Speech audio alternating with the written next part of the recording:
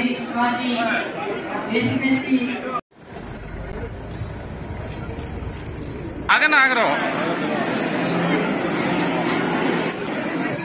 ఈ రోజున మరి పోయిందే అని చెప్పి మనోవేదనకు గురి చేసిన దొంగని చెప్పి రైతులను మోసగించిన వ్యక్తి ఎవరన్నా ఉన్నారండి. వాడు బతుకు వాడు పడుతున్నాడు. నాకు పుట్టకొడుకు నాకు 3,000 రూపాయలు పంపిస్తున్నాడు.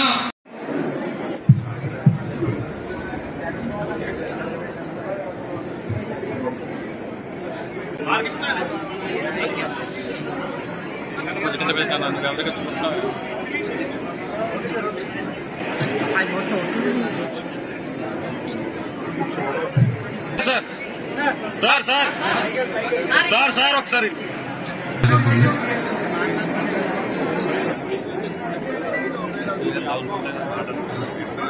చేతులు తీయండి సార్. ఒకసారి ఏమో ఇలా చూడు. Okay sir. అమ్మ ఒకసారి లెక్క పెట్టుకో.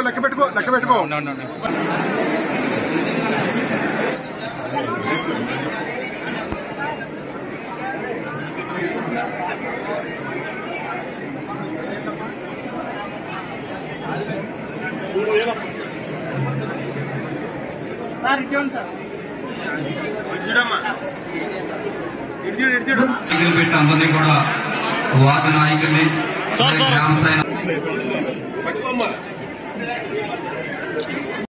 ఈ వృద్ధురాలు ఆవిడ ఎప్పుడు పోతుందా, ఆ పెన్షన్ నాకు ఎప్పుడు వస్తుందా అని ఎదురు చూసే దౌర్భాగ్యమైన పరిస్థితులు చూసాం మనం. ఇవాళ అర్హులైన వాళ్ళందరికీ కూడా ప్రతి ఒక్క మాట తప్పకుండా మడమ చెప్పకుండా ఇచ్చిన మాట నిలబెట్టుకుంటూ ఇచ్చిన హామీలన్నీ కూడా 100% అమలు చేస్తూ రాజకీయ పార్టీలు లేదా ఒక పార్టీ అధ్యక్షులు వారి మాట అంటే విశ్వసనీయత ఉండాలి, నమ్మకం ఉండాలి. అంతేగాని మాటిచ్చి గతంలో మోసం చేసిన దగాకోరు నాయకులను ఎంతో మంది చూసి ప్రజలందరూ కూడా ఈ రాజకీయ నాయకుల మాటలు నమ్మకూడదు, వీళ్ళు ఇంతే అని రాజకీయ నాయకుల మీద విశ్వాసమే నమ్మకమే కోల్పోయిన పరిస్థితుల్లో దివంగత నేత వైఎస్ రాజశేఖర రెడ్డి గారి కుమారుడిగా ఆయన ప్రజా సంకల్ప యాత్ర చేసి రాజకీయ నాయకులన్నా ఒక పార్టీ అధ్యక్షుడి మాట అన్నా ఆ మాటకి ఇంత విలువ ఉంటుంది, ఇంత గొప్పతనం ఉంటుంది. ఆత్మవిశ్వాసానికి ఏదైతే ఇస్తే మాట తప్పదానికి నిలువెత్తు నిదర్శనం వైఎస్ జగన్మోహన్ రెడ్డి గారు అని చెప్పి ఇవాళ ఆయన అమలు చేసిన 100% హామీలు కూడా ఇవాళ జగన్మోహన్ రెడ్డి గారి పట్ల బడుగు బలహీన వర్గాలే కాకుండా అవ్వ తాతలే కాకుండా ప్రతి ఒక్కళ్ళు కూడా ఆయన్ని మనస్ఫూర్తిగా ఆశీర్వదిస్తున్నారు. ఇవాళ మనకి 2,750 నుంచి 3,000కి పెన్షన్ పెంచుతూ అలాగే కొత్తగా పెన్షన్లు వచ్చిన వాళ్ళకి కూడా 3,000 ఇస్తూ ఈ కార్యక్రమాన్ని మనం జరుపుకుంటున్నాం.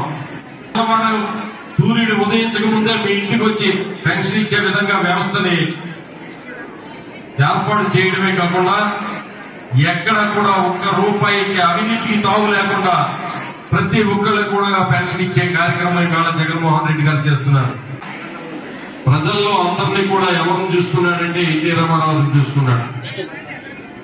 తన మామ ఎన్టీ రామారావు ఏ రకంగా అయితే వెన్నుపోటు పొడిచి ఆ పదవిని పార్టీని ఎలా లాక్కున్నాడో ప్రజలందరికీ కూడా వెన్నుపోటు పొడిచి వాగ్దానాలన్నీ కూడా మరిచిపోయి ప్రజలను మోసగించి ప్రజల చేత చేత్కరించబడి 23 సీట్లకే పరిమితం అయిపోయి ఈ రాష్ట్రంలో ఏదో రకంగా ఎలాగైనా సరే మరొకసారి ప్రజలను మోసగించాలని చెప్పి మీ అందరి దగ్గరికి రావడానికి అనేక మందిని కలుపుకుని మీ దగ్గరికి వస్తున్నాడు. ఆయన ఒకటే చెప్తాడు మీ అందరి దగ్గరికి వచ్చినప్పుడు ఏమని చెప్తాడంటే, నీకు అమ్మా డైమండ్ నెక్లెస్ చేయిస్తానండి.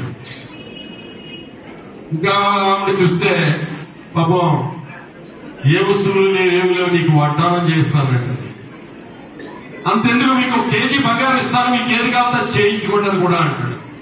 నమ్ముతారా మీరు? నమ్ముతారా? ఏమా మీరు నమ్ముతారా చంద్రబాబు నాయుడు మాటలు? ఇలాగ మళ్ళీ మోసం చేయడానికి, దగా చేయడానికి, మళ్ళీ ఓట్లే ఇచ్చి పేద ప్రజలు, బడుగు బలహీన వర్గాల నోట్లో మట్టి కొట్టడానికి అందరినీ కలుపుకుని వస్తున్నాడు. జగన్మోహన్ రెడ్డి గారి మీద చేస్తున్న యుద్ధం కాదది. బడుగు బలహీన వర్గాల మీద, రైతాంగం మీద, అవ్వ తాతల మీద, పేదల మీద చేస్తున్న యుద్ధం అని చెప్పి మీ అందరికీ కూడా తెలియజేసుకుంటూ, మీ సీతని రావణాసురుడు ఏ రకంగా ఎత్తుకెళ్ళిపోయాడు తెలుసు కదా, విన్నారు కదా చాలా మంది. సేమ్ అలాగే మన ఓట్లన్నీ ఎత్తుకుపోవడానికి రావణాసురుడు ఎలాగైతే మాయావిగా వచ్చాడో అలాగే మాయ